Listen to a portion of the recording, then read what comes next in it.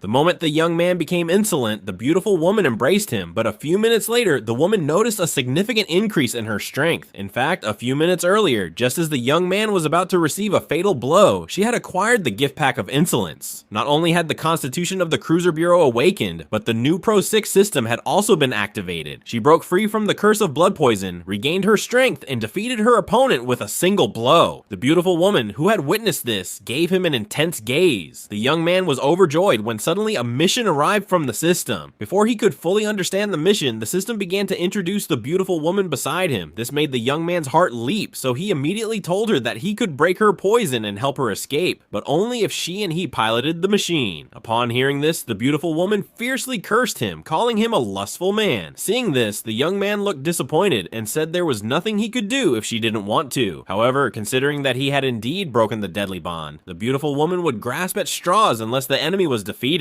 With determination, she pushed him to the ground. It was true, and the beauty was pleasantly surprised. Not only had her poison been undone, but she had also overcome the training barrier that had eluded her for 2 years. The young man too felt triumphant because he had obtained the highest ranking martial arts secretary from the system. However, for now, getting away from here as quickly as possible was paramount, so he urged the beauty to break through the encirclement and escape. Thanks to the reliable presence of the beauty, the young man was able to pass through easily and return to Team A. However, upon his return, his superior tried to kick him out. He was told that he had been absent without leave for 5 days, and that Father A would not employ a useless person. But the young man knew what his superior was thinking, and he exposed his true intentions right there. He glared at him and said, "You're just looking for an excuse to get rid of me."